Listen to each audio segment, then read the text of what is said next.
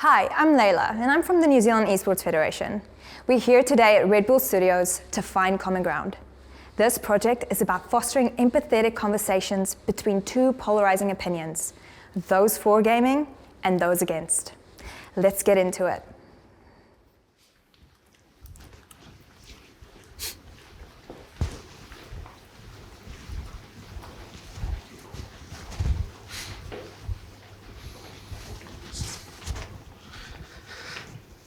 Esports is not a sport.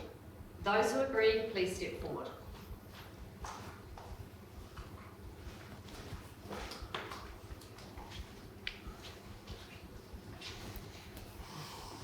Why do you think it's not a sport?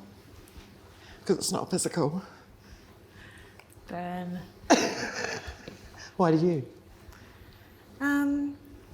I think it's its own category. I don't know if I'd call it a sport. I think it's a skill. I'd agree. Those who disagree, please step forward.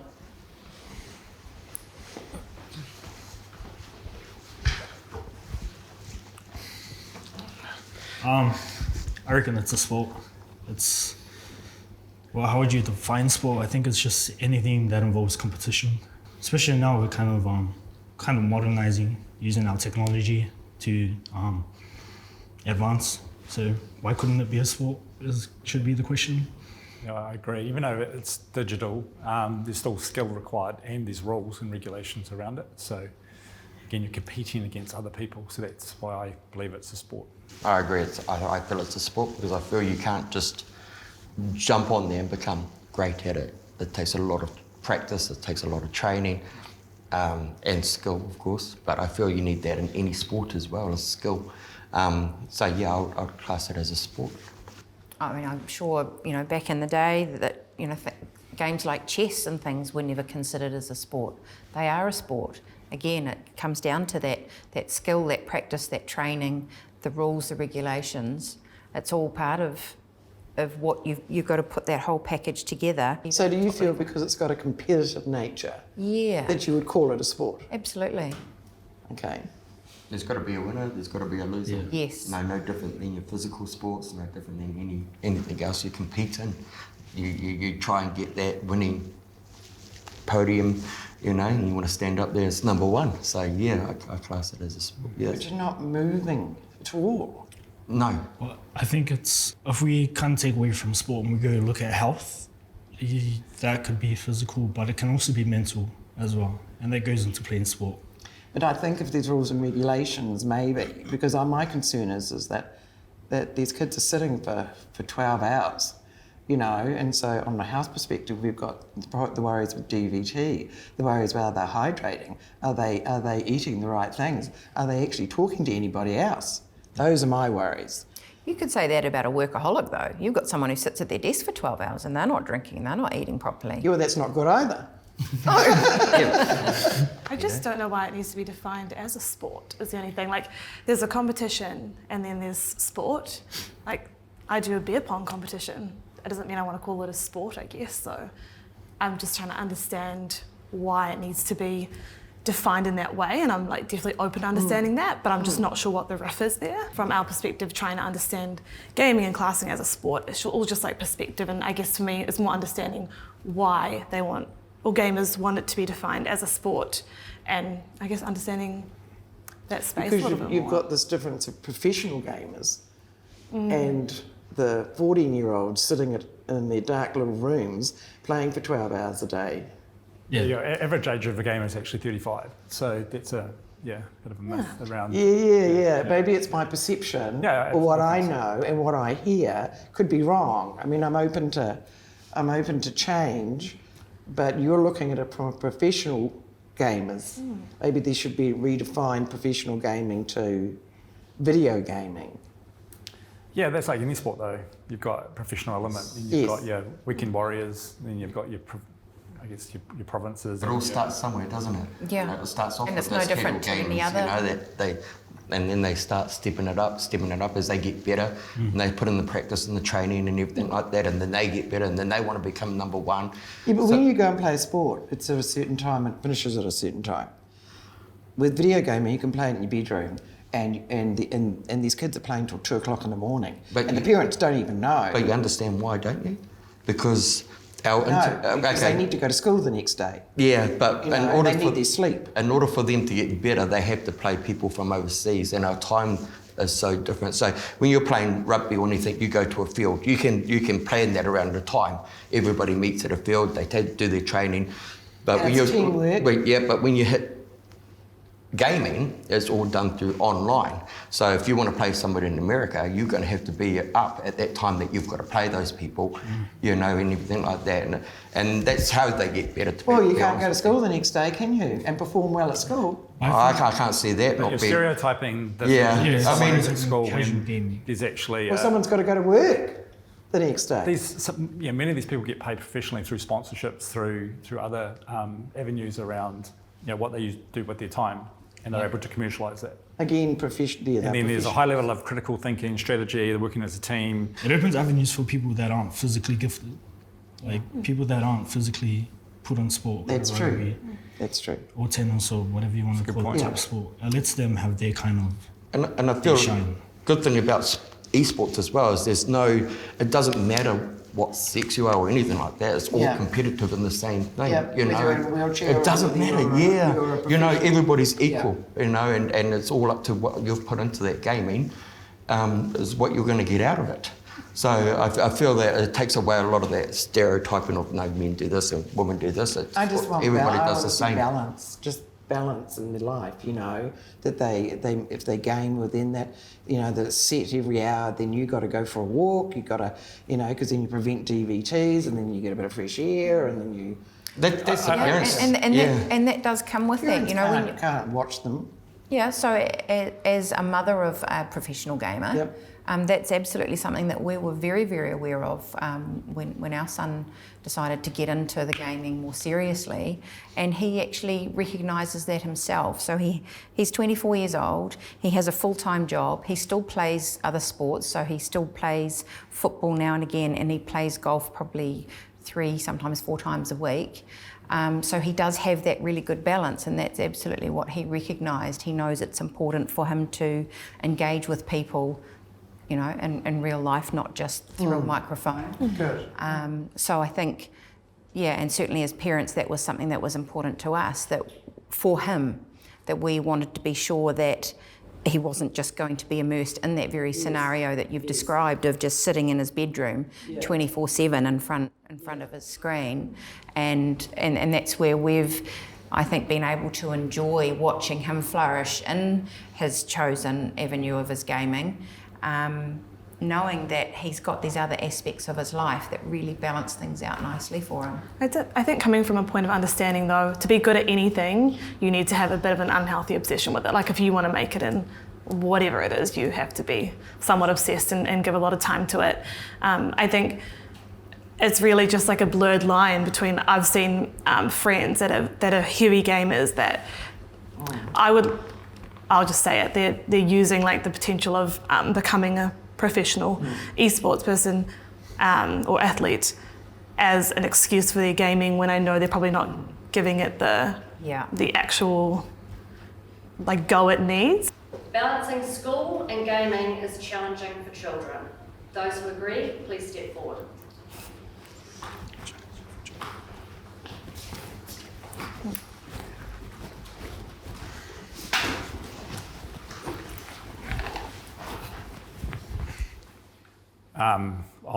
I've got 4 children. Oldest is 17, youngest is 5. With my older 2, there's a sense that at school they're with their friends, they're connected, but then when they come home, they then still want to reconnect with their friends, but online and play games with them. And there's an expectation that, that they've got access to either their phone or their iPad or a console, and they just can go away with it. So I'm finding that, there's a default rather than talking about school and talking about the day with my wife and myself, that they just continue to want to have this behaviour of, oh, my friends are online, and it's been quite difficult for us to manage. There's a sense that if we don't allow them to be with their friends online, then they're missing out. And for a parent, there's a little element of guilt, but also, well, hold on a minute, how as parents can we grow and learn about putting in some expectations that we have. So it's been really difficult to navigate, I think, for myself and my wife with our children at the moment. Yeah. I think that's where it comes back to. I think while the statement is around children having that difficulty, I think it has to, if we're talking school-age children, I think it has to come back to the parents of helping the child develop that balance and those boundaries and guidelines of how to work with the two together in a healthy way. Yeah. Yeah. The same with anything, children don't have that maturity yet, or not all children, some do, to be able to balance that, to say, okay, now I've played enough of my tape, but I want to go outside and kick a ball around, or I want to go, play in the mud or whatever. They don't have that, so it's good for parents to put those measures in place, at least so the child can get used to those boundaries and then, become second nature to them. Yeah, that's if the child listens. I've got a son who's my grandson. He put a time limit, 10 o'clock, because you've got to go to school the next day, and he would find him still up at 2 o'clock in the morning. He'd have to disconnect the internet because it was the only way to get him to listen. I don't have kids, but I was one of those kids that was like always awake playing the game. Friday comes, I was just like the best day of my life. So, and that's passed on to my brother now, and he's kind of at that stage where it's kind of bad. So it is like a challenge between him and school. He'll like pretend to go to sleep, and then I'll come out to get a drink at like midnight, and he's awake, and I'm like, "Were you sleeping 2 hours ago?" But yeah, I do think it's a challenging balance because they don't know when too much is too much, Yeah. And so much of our world is online now, so it's really hard, I think, to get kids away from that. Those who disagree, please step forward.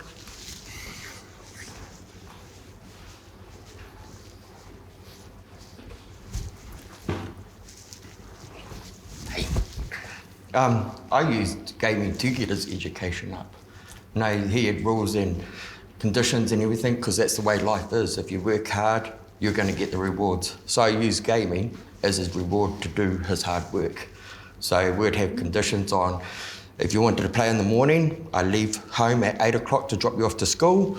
You get from when you make your bed, had your breakfast, brushed your teeth, got your bag ready, got into uniform. From that point, you had until 8 o'clock to play games. And he was up every morning at 5:30, did his bed, did his teeth, everything. And I'd have no say in how long he got, as long as he did everything he had to do. Then when he got home, he had to do all his homework. And he had from when he finished his homework till, I didn't care, 7 o'clock at night, because he had to go to bed at 7:30. He could do whatever he wanted to do as long as he put his effort. So I trained my son that there's no use being great at a sport if you don't know what contracts you're signing to, because a lot of sports people get done over by signing contracts. So I engraved that into him at a young age, and he's very, very intelligent. Schooling is always going to be first in his mind, and then esports is second. Yeah, I just engraved everything into him at an earlier stage of his life, and that's the way we just kept it going. And he's now a mechanical engineer. He's qualified. And I think that's... He did it in 4 years. He's the only kid that passed in the 4-year course, and he's got a job now. And yes, and yeah, he doesn't do a lot of sports because he starts work at 6 in the morning, he gets home at 6 at night. Let him sit down and relax, You've done your day's work, son. You get to reap the rewards. What would you do if they weren't as obedient and followed instructions? Because well, it's quite simple. You don't give them the PlayStation. Yeah. It's simple. No, you take it away from them and you stick to that. You watch them turn. So I don't have any children, but my parents tried their best to try and instill what you did with your kids, but I was terrible. I'd wait till my parents went to sleep, and then I'd open up the PC, turn it down real quiet, and then play World of Warcraft till like 3 a.m. Yeah, and that computer would be out the room. Be out the room if I caught I understand how challenging it is, and it is difficult to find that balance. Yeah, I just didn't find it challenging. Yeah, at all. Prolonged gaming has negative impacts on a child's physical health. Those who agree, please step forward.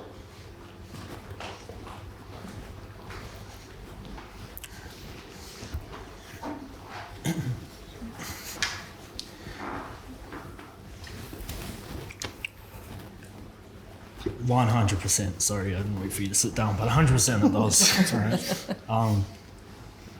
Kids, I was telling some of you guys earlier, I work at the rec centres and we run through holiday programs every now and then. And the last one we did, I was shocked to see how many kids can't ride a bike. And that was a big one for me. But they know a lot about gaming. And I think it's kind of bad on their physical health. As we were saying, they should get out more often and kids need get to move. exercise. They need Yeah, to they need to move. Their bodies are growing. They need to develop those motor skills and coordination. And yeah, sure, people will say, oh, they get that with the gaming. They need to physically move. Their organs need to grow, their heart, their lungs, and they need to be able to push them and expand them through their physical exercise. And you can tell certain countries have already picked up on this. I don't know if you know, like they've banned this amount of time, hours you can play games for kids in China. Really? Yeah, and lots of studies have been going into this because it makes sense that, if you're sitting on your bum playing video games for extended periods of time, your muscles are going to atrophy, I'm a huge advocate for just getting outside. Like, I don't think kids or a lot of people my age just don't get outside enough. Like, fresh air goes a long way. Getting some sun on your skin goes a very long way. Yeah. And, a lot of us are very connected all the time. Day-to-day life, I work an office job. I know the toll it takes on me just sitting down at my computer. And then most of the time, people's downtime is going home and either gaming or on their phone, and it just doesn't sit right with me. I think we need more fresh air. And it's not just the physical exercise; it's the playing, the interaction, the socialising. Absolutely. That's important, and not just through a computer. It's actually because when you're Building real talking relationships. That's right. And you're learning to compromise, and you're learning, because I worry about the rage that's Working going on together. online now. So they're not learning moderation. Those who disagree, please step forward.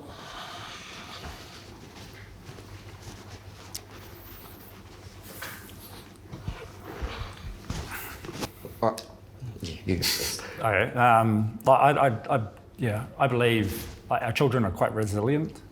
This is, technology's, progressing so quickly, and I guess there's an assumption that, there's negativity put on gaming all the time as an excuse of why kids, or why we don't believe or understand the other, behaviour aspects, and they just blame it on gaming. I don't believe that. I haven't quite seen the evidence yet.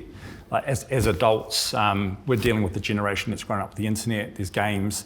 It's highly connected. There's a high level of communication and connection with people online. It's just a different world.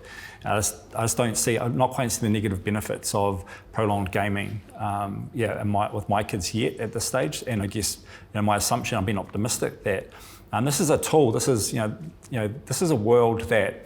It's just, the modern age. It's the digital information age. And I think there's some real benefits for kids playing games. And I guess that's just where my opinion is at the moment. Can I ask what your definition of prolonged is?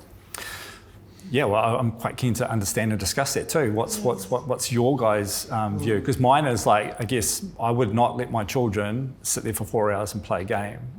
Again, that's, prolonged means they're going to play it for the rest of their lives, probably. And again, I'm not, within reason and within balance. But again, I wouldn't. For me, an expectation wouldn't be that my son or daughters would be online for 6 hours playing a game. Yeah, that's my definition, I think. Okay. The evidence may not be there for prolonged, the negative effects of prolonged gaming, sitting the whole day. But the evidence is there on not sitting, doing nothing, or not doing nothing, but not sitting still for long periods of time.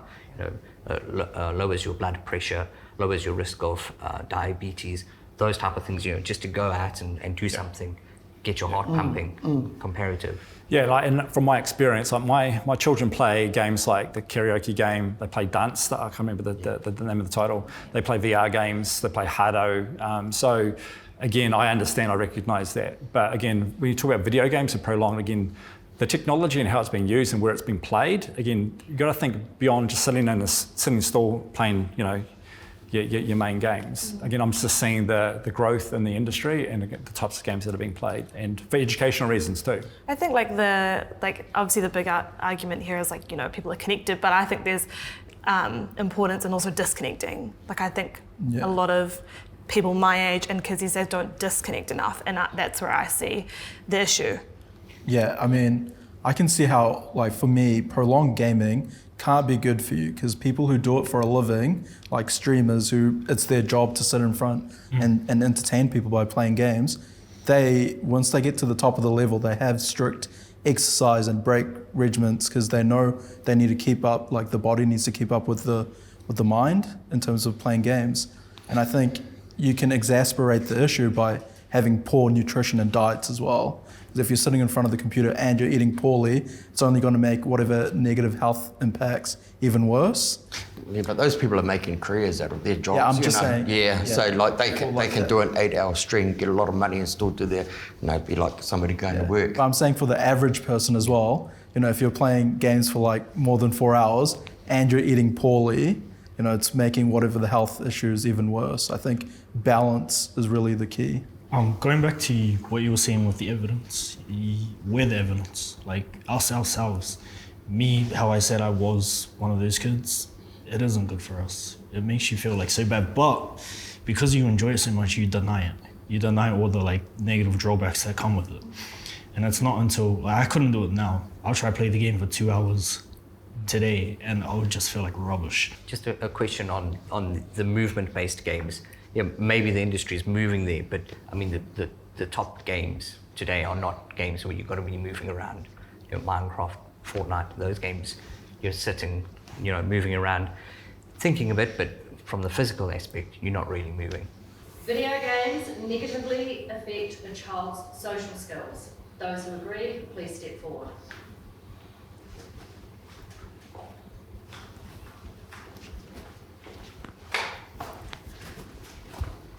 I'm just going to preface this conversation by I think there is some positive communication that happens, and definitely community. I value community, but I have seen in some of my peers the inability to communicate in person, which I think is becoming a dying art, and I have big concerns around that. Well, my biggest concern is their behaviour online as well, with talking to others. If you're in person, you're not going to yell and scream at them, which is what's going on online.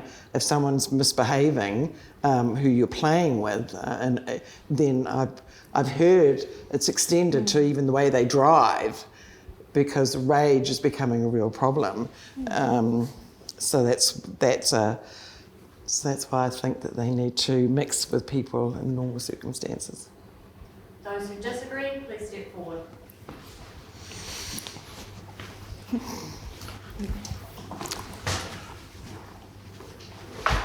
Well, I think it offers a place for introverted people, That's probably the big one. There are a lot of people who don't like really getting into big groups or even doing things like this. They prefer to kind of be in their own space and not really have to, not so much interact, but put themselves too out there. And I think that's where gaming is kind of good, especially for children. Not children, teenagers. They can go home and kind of talk to their friends without kind of having that conception of being at school and maybe I'm getting judged. So does that make them better as people because they can talk to people online? Well, I think being if it's with their group of friends that they're always with from school and they go home and talk to that same group of people, I think it is because it keeps them secure. Okay. Yeah. I mean, in this day and age, when everything is connected and you're online, kids aren't just expected to talk to people online. When you're an adult, you talk to people at work, in office, through emails or messengers. So it's not like that part is, bad when you're a child and then suddenly accepted when you're an adult. I think it's good that kids can start learning from a young age and start getting that sort of practice talking to people as they go into later life. There are also values that you learn by gaming online together. sharing, teamwork, cooperating, those type of things. The other social things, maybe the face-to-face things are not necessarily there, but not everybody wants to do that. And also my generation, we didn't have games, so we were kind of forced. And for introverts and people who don't like that, it's very unpleasant. You know, so why are we forcing people when they can easily communicate with their peer group? Yeah, but if you were an introvert, you were put in those situations, so you learned how to deal with it. But that doesn't always work with introverts. Often that can be too much pressure for them and they'll just shut down even more. And I think carrying on from what you were saying, it just gives that opportunity to experiment a little bit with, whether that's with the language that they use, communicating with the other people online. Gaining confidence. That's what Yeah, you're saying. exactly. Yeah. So that they can then bring that to the outside world if that's somewhere that they're not very comfortable As long as with. they do that. Yeah, most games you can create your own persona or avatar, and that creates a safe space for you to explore and be someone that you want to be, or put yourself out there a bit more without being judged. I guess most people I'm seeing from the research is that they may not connect with their friends that they work with at school because, again, they may be bullied, whatever. But then they've got a different group of friends or community online where they get a stronger sense of confidence. Yeah, I just think, like, my point, I think it goes beyond gaming in terms of, like, not having strong communication skills. It's like obviously Messenger and phones and that sort of thing. So gaming is just a component of it.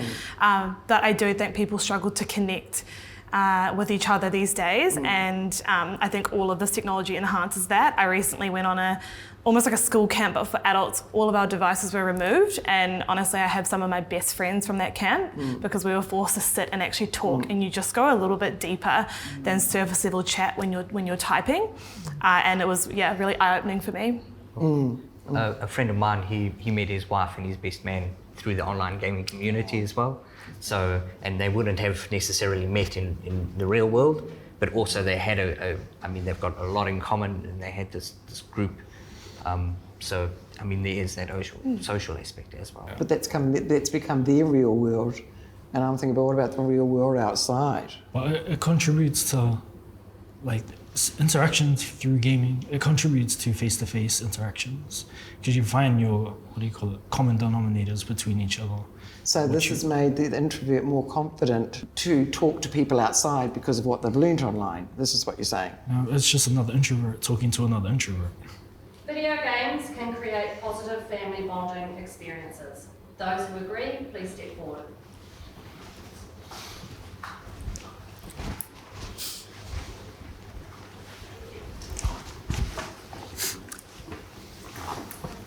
I definitely want to start on this one. I'm a mum of 2 boys. We're a really tight-knit family, the 4 of us, my husband and I and the kids. And our oldest son moved to Canada, and that was in 2017. And of course, we all know what happened in 2020. We'd planned to go over there to visit him, and that wasn't going to happen. If it wasn't for being able to do what we could do online, we would have missed out on so much of connecting with him, and I'm actually going to get emotional about it. It was really, really hard, and we had so much fun playing on the PlayStation. We all love playing actual golf, and so we play that on the PlayStation together. We could connect with Cameron in Canada while 3 of us are sitting in our other son's bedroom on his PlayStation, still playing the game with Cameron in there, on the phone at the same time, chatting away, giving each other heaps of shit about, the shots that we get wrong or whatever. And it's just amazing, and it's so good to be able to have that when we can't have him right here with us. Yeah. So I'm all for that. Yeah, I know growing up, me and my sister don't have a lot in common, but video games was one of the things we'd do and play together. So I remember playing Spice Girls, the video game, hers obviously, and Tekken, and that's one of the ways we bonded. I'd always wanted my parents to get involved, but I think there was a generational gap between us and them in terms of the technology. But I'm seeing that completely different with some of my friends who have young kids, and they're getting their kids involved playing games, and they're being more involved in their kids' games. And I kind of wanted that growing up. But it's great seeing that and making them grow closer. Yeah. the fact is that they're bonding together. Yeah. So whether the medium is the traditional board games or online or gaming of any sorts, it's happening. You know, the times are changing, the world is changing. It's not saying that necessarily board games on a Saturday night are out. It just means this is another way that a family can connect and bond. Yeah, I find it quite useful for talk to my 7-year-old son. I guess it's a way of breaking down that kind of awkwardness where you was playing together. Then you can have just conversations, and I find that he feels more comfortable if we're going to talk about school or if it's talking about some things that come out with, you know, whatever. And also, you know, as a family, we jump online quite a bit. We've got a console upstairs and downstairs, luckily, and yeah, it's just cool. It's just a way of connecting in the modern world, I think, with my kids. So it's cool. Yeah. Those who disagree, please step forward.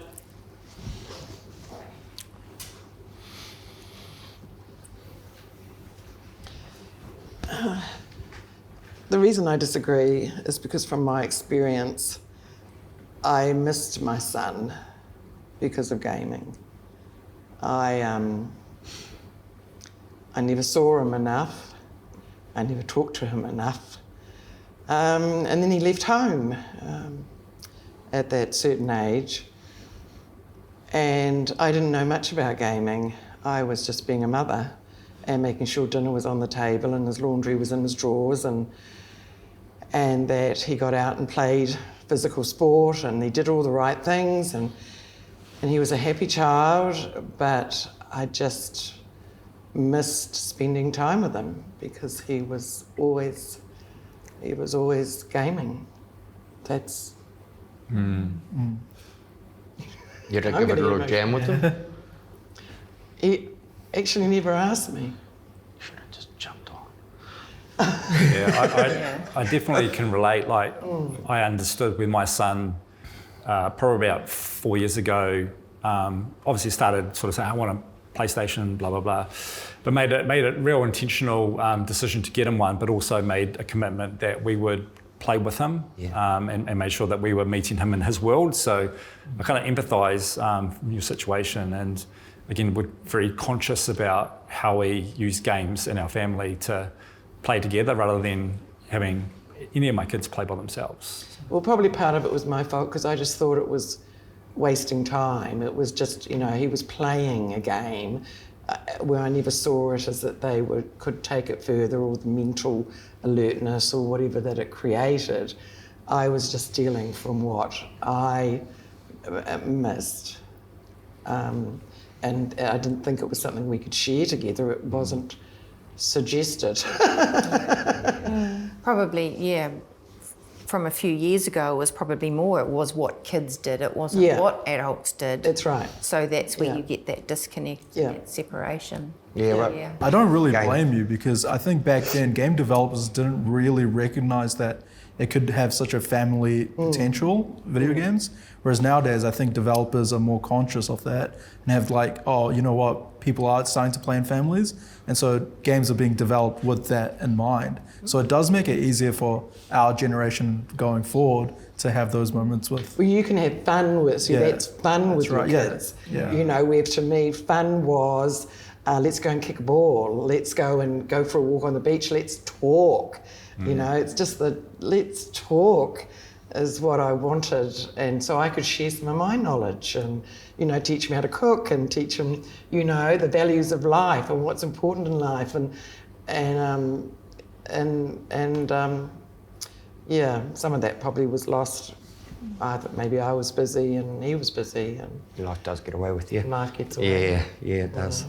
But like you're saying, you know, you sit down and play games and you have to talk with your kid while you're playing games and stuff like that. And it's sort of like, it feels like when you're playing games with your kids, you're sort of like not the parent now.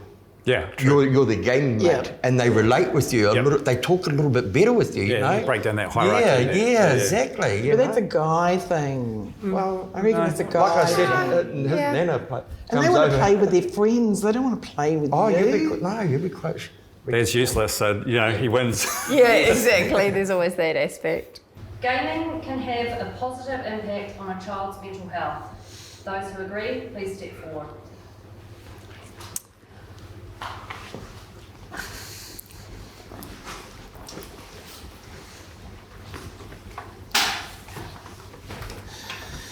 the question was can. It's not, it does. So it's opinion.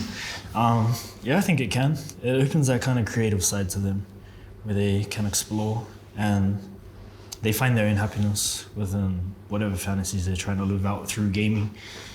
And I think it's kind of good instead of being all kind of, stoic all the time and not really sharing what you feel inside. Yeah. But yeah, that's just me. Yeah. Yeah, after you. All right. So, I mean, I can speak as to my own personal experience. Growing up, I played a lot of games that were multiplayer. So I was playing games with people from all over the world. And I think it helped boost my confidence tremendously, just being able to communicate and be, upfront about everything I was doing online. And I think that translated well into the real life, where a lot of those things I gained online, those qualities, being confident, looking out for scammers, get scammed in games, don't get scammed in life. I think as much as I'm not into the gaming scene and I'm an outdoor enthusiast, there's a lot of things that come into play with poor mental health, but my friends that do have poor mental health, it's because they don't have a sense of belonging or community. So that's why I stepped forward for this question, because I think if you have a sense of belonging and a community, then it does a huge deal.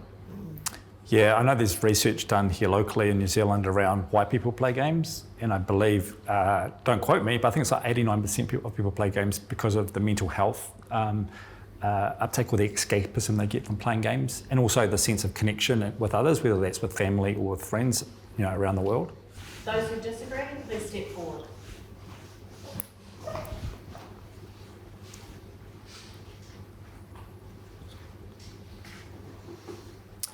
So I understand what you're saying about it being a place to escape reality, but I think sometimes that can be a negative as well, because it gives people an opportunity to actually avoid their reality, and I don't think that's healthy, where they can actually pretend that the big stuff that's happening in their real life, well, if I go over here and get on my gaming with my other mates and we can talk about other things and not really address real issues that are going on in my life, then I don't believe that's very Which healthy. then makes them unable to cope Yes. with life. Yeah, exactly. How's it different from going out with your mates for an evening of drinking, or staying at home and drinking, forgetting your problems as an adult?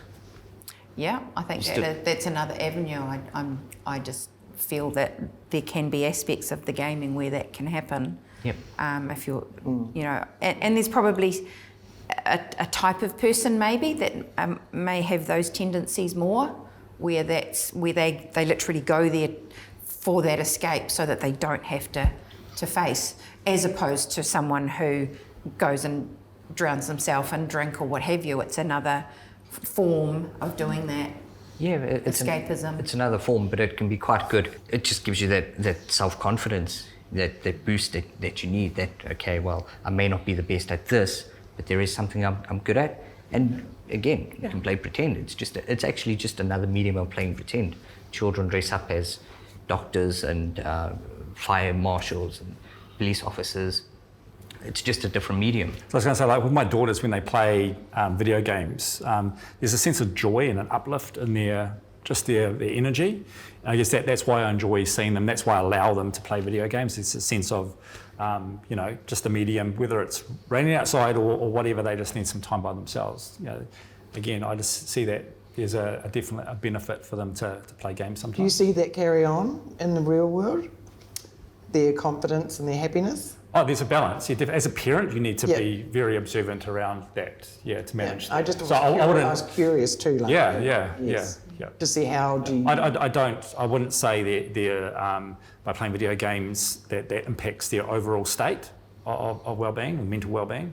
But I do see the benefits of them and the joy it brings to them when they get to play a game for a period of time. Joy's good. And it's also good to be able to switch off.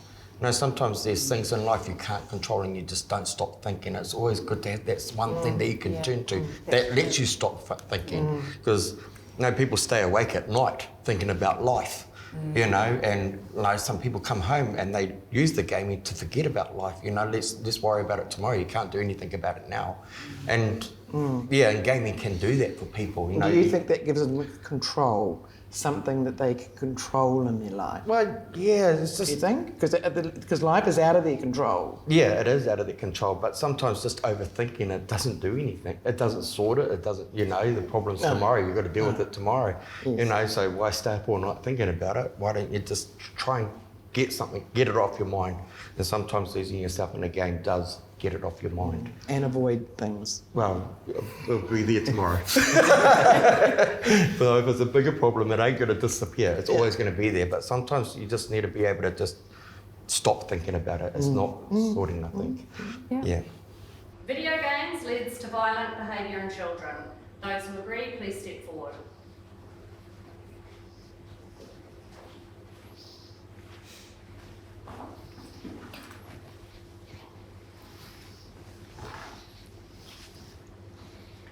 I think there isn't necessarily a healthy channel for children to expel their anger. They get worked up online. They don't always have a way to channel that. And I think that that sometimes comes out or is exasperated by games. Yes, and they're in an environment where they can get really upset and there's no one to moderate them either. And that's what I don't like. I don't like that they can swear at everyone else online who's not doing what they want them to be doing, and they find it acceptable. Those who disagree, please step forward. Okay.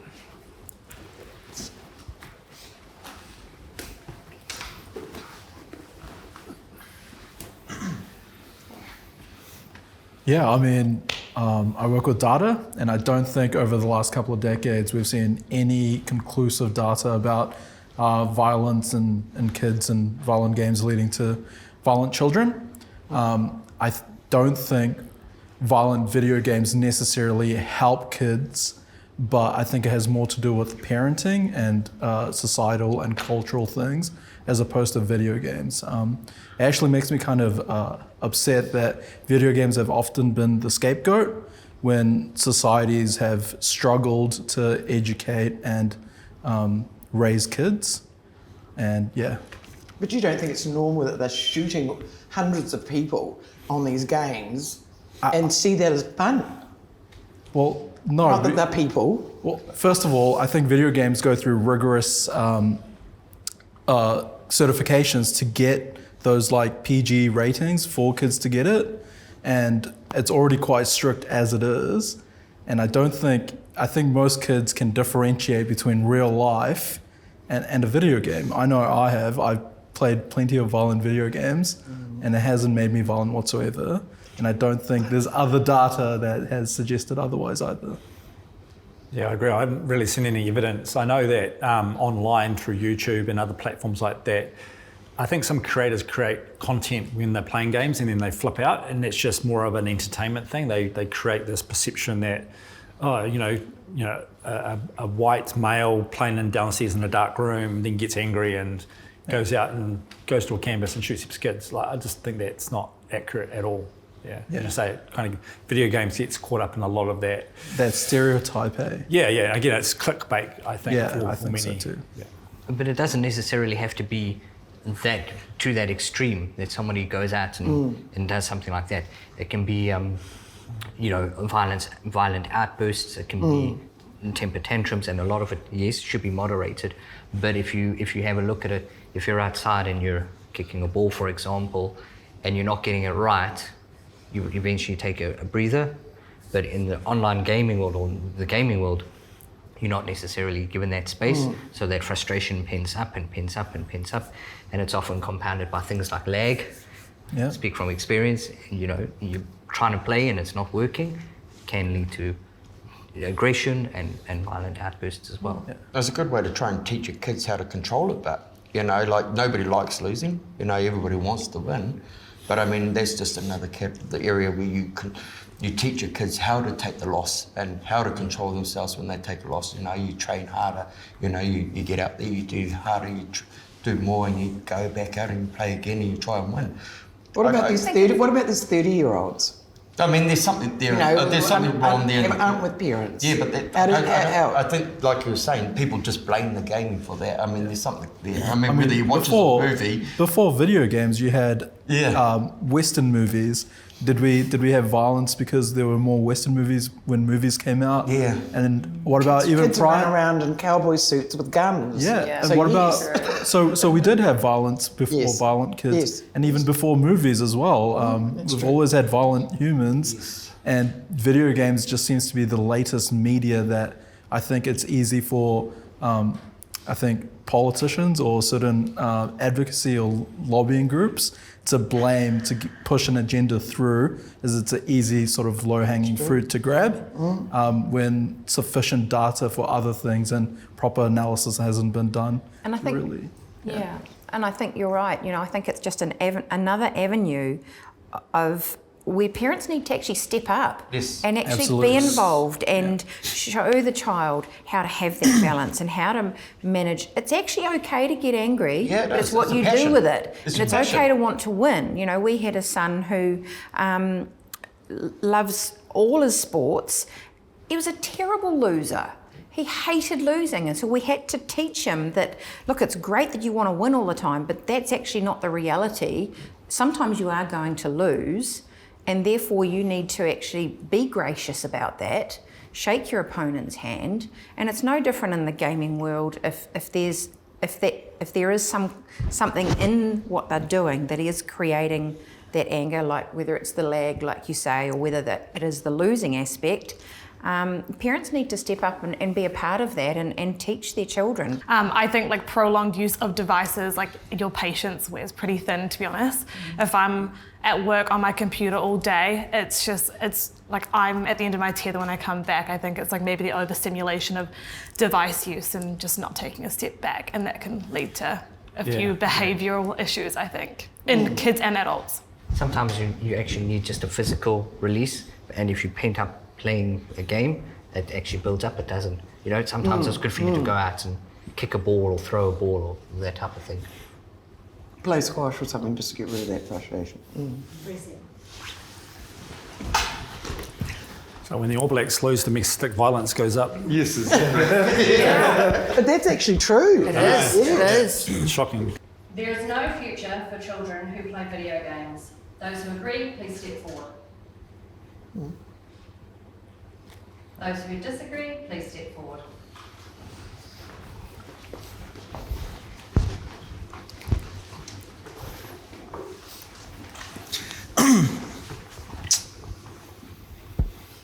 Just a big statement. Big statement to make, to be fair. Everyone's got a future. It doesn't matter whether you're a gamer or you play a sport outside or you're really good at art. I don't think what you do whether that's in your pastime as a hobby or something that you're aspiring to do, at a higher level, it doesn't define you, and it doesn't. It's not the deciding factor. Looking at gaming, like specifically, it's evident. It's in the Commonwealth Games. Like, that's the highest. That's like the standard for everything, pretty much, for athletes in sport. Next, it might be in the Olympics, but who knows? We know people on YouTube that make millions of dollars gaming. I mean, millions. So we all know that there's a future in gaming. Definitely. Yeah. I guess you wouldn't little kids that play rugby, they all want to say, I want to be in the All Blacks one day, and no one shoots them down. It's like there's only a select few people that get chosen for the All Blacks, but we're like, yeah, go for it. So you wouldn't say the same to a gamer just because it's a bit more niche. Yeah, and I think that's actually a bit of a shame, really. There's obviously a future in esports. Games are one of the biggest industries on the planet right now, and it's not stopping anytime soon. And as long as games exist, I think people will find a way to be competitive. I think it's human nature, it's spirit, especially Kiwis in New Zealand. And I think as long as that exists, esports will exist and people will find a way to be better than others. And it's continuing to grow. It's putting jobs out there. It's creating industries in a time. And it's incorporating technology. And I think New Zealand in particular, we're such a small country, but we're great adopters of technology. And that's why I think it's really important that New Zealand embraces esports, because it's something that we have the potential to be the best in the world at. As long as they learn, I think there has to be learning in this too, balance. Yeah. You know, they have to be educated. You just can't jump into something and just muddy the waters and not know what you're doing. No. If there's education on how to be a great gamer, you know, that you need your nutrition, That you will need your come- hydration. That will I come think in that is time. happening. Yeah. That will come in time. It's like rugby's changed so much, you know, from when it first started. You know, everything started coming along and more Everyone things. getting injured. The same as esports, you know, it's so new that it's growing, and now people are just. Before it was just fun, now people are realising, shucks, you can make a life out of this, you know, and like that. So it's growing, and as it grows, people will understand it more that you have to have a balance and stuff like this. Yes. Yeah. So I'm all for it if you can create the balance. But people won't create that balance if it's just seen as, oh, they're just mucking around. They're Yeah, just gaming. exactly. This guy's just sitting on the sofa or sitting at home all the time. You know, if it's seen as something that's viable, and it is viable, then people can put the education around that. Yeah, but if they see their kids getting their exercise and coming up for dinner and having their drink, their water with them, you know, then they'll feel, oh, okay, that's good, you know, that's a part of their life. Yeah, I think we can also learn from other countries. There's a lot of countries that are more mature with the esports industry, and I think there's a lot of, I guess, connection and sharing of resources and learnings as well to embed through organisations like the Esports Federation here in New Zealand. So, you know, potential for everyone. Playing video games causes addiction in children. Those who agree, please step forward.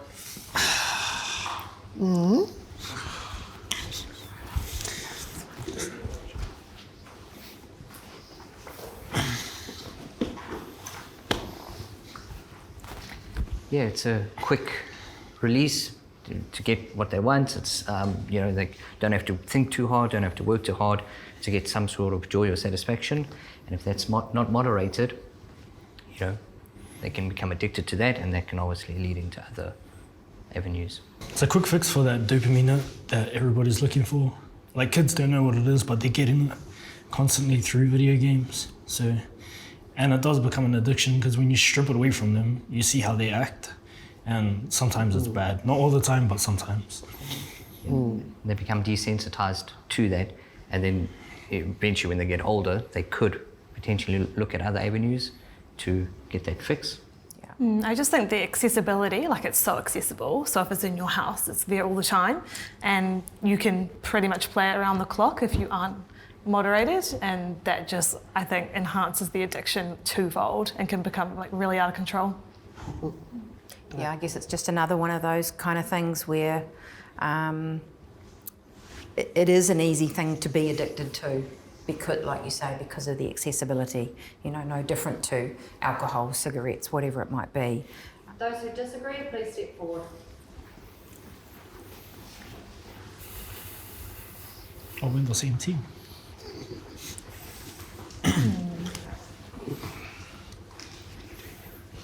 Yeah, I think for me, it was like the wording of the question is that it does cause addiction, whereas I can see how it can cause addiction because it is, like you guys said, it's stimulating. And I think some game developers are being very cheeky with colors, in particular with like children's gaming and sounds, and they've kind of locked it down. But like anything, I think parenting plays more of a role. And I think it's important that you see games that with correct sort of parenting and limitation, that it doesn't become addicting to your child, or you limit what kind of games that they do play. I think structure is a lot more important, and I don't think it's necessarily like a given that your kid's going to be addicted if they play a game. Yeah, I don't quite buy it. I guess like as an adult, we're putting a lot of labels. I guess there's a deficit view on this statement. I think putting a lot of labels on assumptions that kids will get addicted to playing video games, when I don't believe that's the case. I think it's potentially could be, the conversation could be around the device, or it could be just around anything like sugar. Like, well, my girls, like, they scream out for, you know, certain types of food, and I think, well, are they addicted to that? You know, again, I think we're looking at this from a different, you know, a deficit view on the fact that the problem is video games, but I don't think it's necessarily the true, issue here. Lost You can Shannon. actually get addicted to anything. Yeah, yes, we were just talking about that. Yeah. Video games are hindering children's futures. Those who agree, please step forward. Those who disagree, please step forward.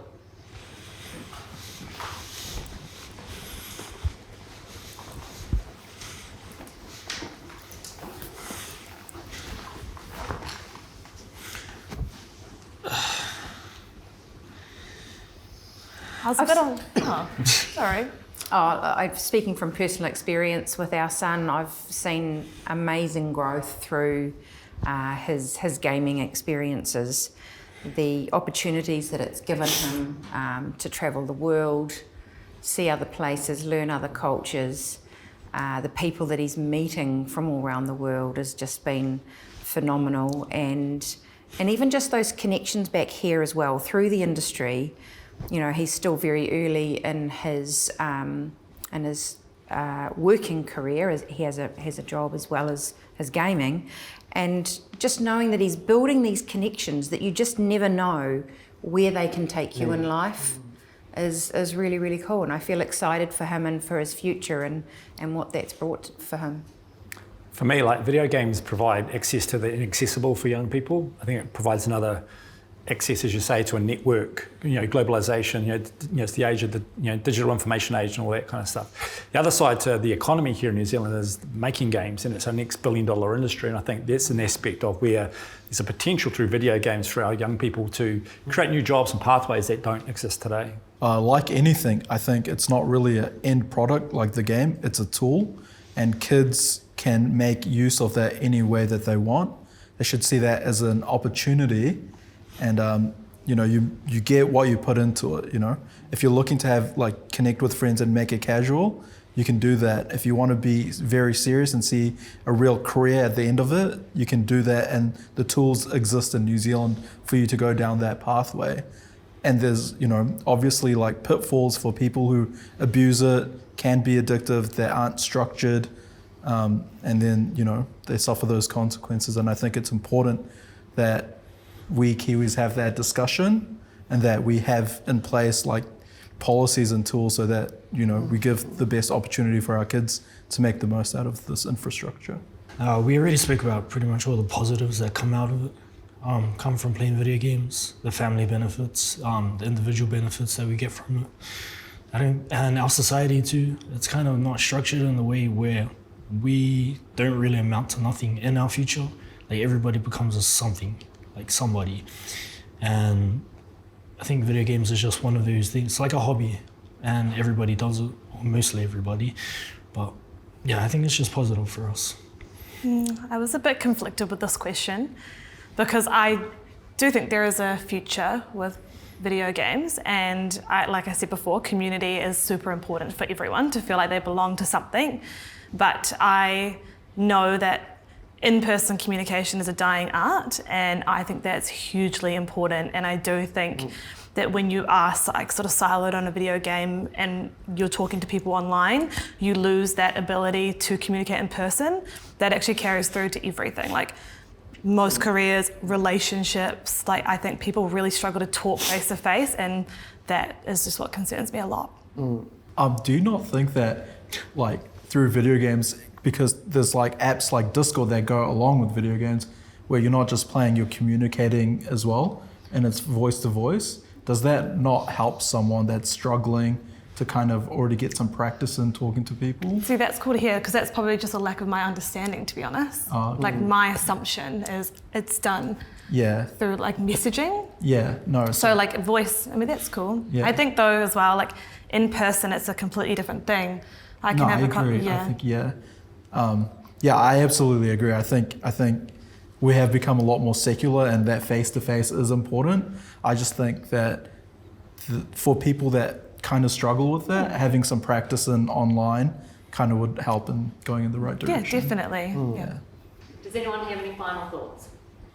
Yeah, I'm happy to start with that. I think for me, as a mum, and seeing actually him grow through from being really wanting that all the time, where we had to kind of moderate the time that he was allowed on his devices, allowed on the computer, through to witnessing him actually becoming really good at his chosen game that he now does professionally, and seeing him grow as a person, grow within his community, and just, it's been quite amazing. And learning, I think that's been a really big thing for us, is actually learning about what this gaming thing is all about, because we didn't know. And there's just so much more to it than I could ever have imagined. It's not, it's so much more than doing this. The strategy, the planning, just all the background stuff that you just don't realise is there. And to see what that's done for him personally, he's a much quieter, shy sort of person. And to see him now where he can be in front of a camera, being interviewed, speak so eloquently, and that's present what, that's what 1%. I don't know that it's 1%, but I'm just saying that we've come probably from a similar point of view to you, where we're kind of like not sure about this, don't really know if we're too keen on him getting really into this, to actually going, okay, clearly he's passionate about it, we need to get in behind him and actually understand what it is about it that he loves so much. And by having done that, I think has just opened it up so much more to us as well.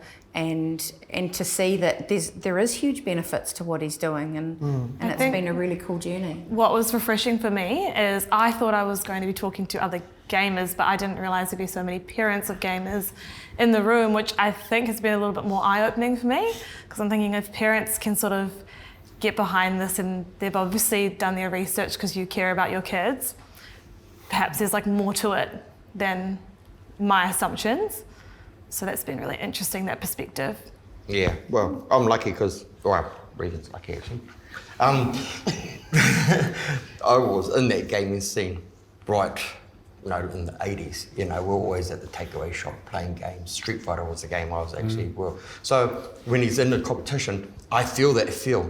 I feel that, when he's playing a game, I know what it feels like to win. I know what it feels like to lose. So I know every emotion that he's going through because I've been through it when I was playing the games. We played with so much passion. We probably played with more passion back then than they do now, because when we lost, we had to find 20 cents. They just push restart. So Love that. I totally understand what he's feeling when he goes into competition, what it feels like when somebody pushes that button and says new player, new challenger entering, and everything like this. So when he's playing a game, I actually feel what he feels, because I've been there, done that, and gaming was my life back when I was a kid. We all went to the takeaway shop after school, and that's exactly where we stayed until the takeaway shop closed. And so I could understand what he gets out of it, and that's why I think I encouraged it. I just encouraged it with extra stuff. I didn't have the education pushed on me, I just had the gaming pushed on me. So I took the gaming and put the education in with it, and bind them together. And the hardest part when you're watching them play is remembering to breathe, right? Oh yeah, I know, I felt like, As you were saying, being the youngest here, it was kind of cool seeing how you guys took the time to learn and understand your kids as gamers. And I think we need more of that. If it really is an issue with the kids and the parents, instead of conflicting, I think both the kids and the parents should be more educated around what it really is to be a gamer, why kids really enjoy doing it. And so it was cool seeing you guys and your guys' different perspectives on it. Yeah, I think the key thing is balance. Absolutely. So you can engage in that, you can pursue it, but the same as if you had some sort of skill in a physical sport, you would still need to pursue some other balance. I know a lot of sports people, they have other career options as well. They still have other career pathways in case anything happens. So I think it's important to still have that balance, and also just that grounded balance of your home life as well. Yeah, great. Yeah, because typically with what I'm seeing with my kids, the first interaction with them around technology is through playing a game on a device. And we think about where industries are going around, digitization, digital transformation, all that kind of stuff. I think it's a real cool skill around literacy, around digital literacy, but using playing games as a mechanism to, them to understand the ecosystem. And again, what we also need to understand, how many eyeballs are on this industry at the moment? It's bigger than the screen industry, movies industry, and also sports combined. Yeah. So the amount of revenue and money that's been pumped into this, there's it's considerable. And the fact that the technology is coming so far as well, like people sit down and they think, children sit behind their computers and play on their games, and now we're moving into like the VR scene and stuff like that, where people are putting on the glasses and they're actually involved in the game. They're moving with the game. They've got to climb. They've got to Ready Player One. Yeah, exactly. It's making physical. Yes, exactly. But like, we've got the VR glasses and we played the lightsaber thing. We're just like going for gold. It's not far away. Yeah. No, it was awesome. It was like really, really good. So, that's losing yourself in the game because you're literally in the game, and just with the way things are going, who knows what esports and all the gaming is going to take you to, it's just, it's insane, absolutely insane. I suppose like my closing thought would be esports is a sport and it's here to stay. So if you don't agree with that, I think you're a bit behind the times by now. By every metric, it ticks the boxes as organised sport. That's what I think. It's education. It just educate us. Yeah, and that was my next point. I'm already actually, getting converted. It's just education, Yeah, and I think that education we're old. needs to be top to bottom. I don't think it's just the adults that need to be educated. I think for adults and older parents, I think it's important to educate them about not just what career opportunities there are for their kids, but like what the gaming industry is. What are the pitfalls? What are the ways you can manage your child? And for children, it's not just educating them about, hey, this is what this can turn into. This hobby can become a real career path for you. Not even as just an athlete, but maybe a game developer if that's more to your taste. But also to educate them on the flip side, where there's definite pitfalls. There are problems where if you have an addictive personality that you could become addicted. What are your backup plans? Like you'd have with traditional sports. Hey, if you don't become an All Black or an E-Black, what's option number 2? What's an E-Black? Oh, so an E-Black is like an E-Black. Yeah, the esports. The Representing New Zealand. Wow. Yeah, that's right. Originally. And I think the coolest thing is that we are having that discussion today. And I think it's important to have that chat and to continue that discussion because esports is here to stay. Yeah. Wow.